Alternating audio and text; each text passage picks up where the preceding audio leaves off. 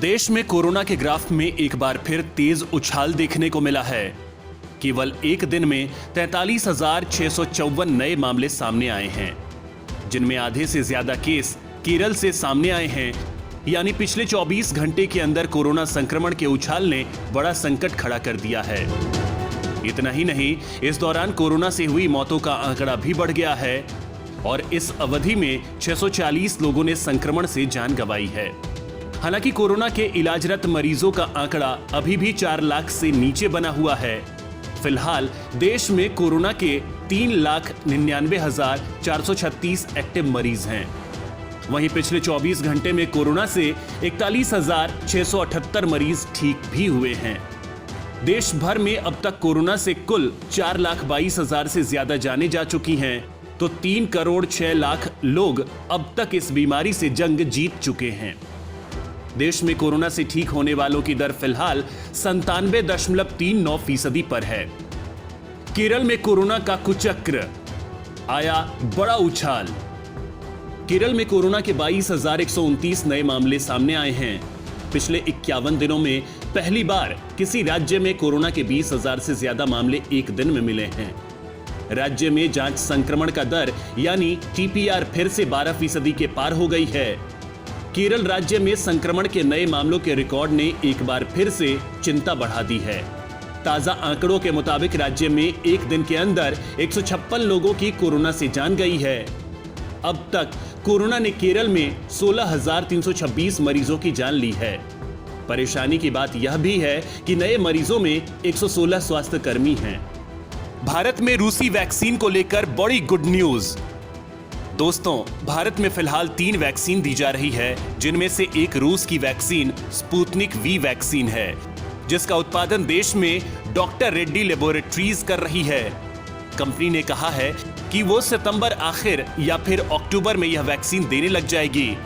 Doctor Reddy lab ने भारत में Sputnik V के उत्पादन के लिए रूस के प्रत्यक्ष निवेश कोष के साथ मई 2021 में करार किया था।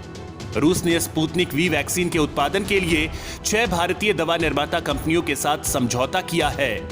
इस करार के तहत डॉक्टर रेड्डीज भारत में इस वैक्सीन की पहले 12.5 करोड़ खुराक बेचेगी। स्पुतनिक वी वैक्सीन को देश भर के 80 शहरों में वैक्सीनेशन के लिए उतारा गया था और अभी तक 2.5 लाख लोगों को इसकी डोज लगाई जा चुकी है। आपको बता दें कि केंद्रीय स्वास्थ्य मंत्रालय के आंकड़ों के मुताबिक देश में कोविड-19 रोधी टीके की 44.58 करोड़ से ज्यादा डोज दी जा चुकी है। देश में कोरोना की अभी तय नहीं हर्ड इम्यूनिटी। कोरोना महामारी पर काबू पाने के लिए दुनिया भर में टीकों से हर्ड इम्यूनिटी पैदा करने का उपाय किया जा रहा है। ऐसे में काफी लोग यह जानने को उत्सुक हैं कि कितनी आबादी को टीके लगाकर हम हर्ड इम्यूनिटी का लक्ष्य हासिल कर सकते हैं, ताकि लॉकडाउन का अंत हो और सब बेफिक्री से अपना जीवन जीने लगे, देश विदेश में घूम सकें और अपने प्रियजनों के साथ खुलकर समय बिता सकें। तो वैज्ञानिकों के मुताबिक तेजी से बदल रहे कोरोना वायरस के कारण हर्ड इम्यूनिटी का अनुमान लगाना मुश्किल है, क्योंकि नए वेरिएंट ज्यादा खतरनाक साबित हो रहे हैं। तो वहीं नए वेरिएंट पर कोरोना वैक्सीन भी कम प्रभाव दिखा रही हैं। डेल्टा स्वरूप को लेकर टीकों के प्रभाव में करीब 10% तक गिरावट देखी गई है।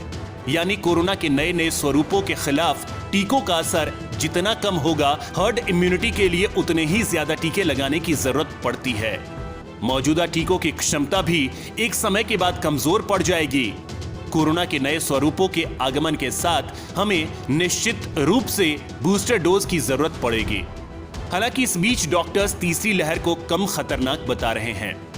मुंबई की डॉक्टर पर कोरोना का ट्रिपल अटैक, 2 बार वैक्सीन लेने के बाद पाई गई पॉजिटिव। मुंबई से कोरोना संक्रमण का एक हैरान कर देने वाला मामला सामने आया है। यहां एक 26 वर्षीय डॉक्टर 1-2 बार नहीं बल्कि 3 बार वायरस से संक्रमित हो गई है। चिंता की बात यह है कि यह महिला डॉक्टर कोरोना टीके की दोनों डोज लेने के बाद भी 2 बार पॉजिटिव हो चुकी हैं। डॉक्टर सृष्टि हलारी का स्वाब अब जीनोम सीक्वेंसिंग के लिए भेजा गया है। डॉक्टर हलारी ने कहा है कि बार बार संक्रमित होना काफी परेशान करने वाला है। डॉक्टर के पूरे परिवार ने इस साल मार्च महीने में कोविशील्ड की पहली डोज ली थी और 29 अप्रैल को उन्होंने दूसरी खुराक ली थी। डॉक्टर हलारी पहली बार बीते साल 17 जून को कोविड संक्रमित हुई थी, जिसके बाद वो इसी साल 29 मई को दूसरी बार कोरोना संक्रमित हुई और अब 11 जुलाई को डॉक्टर फिर से संक्रमित हो गईं।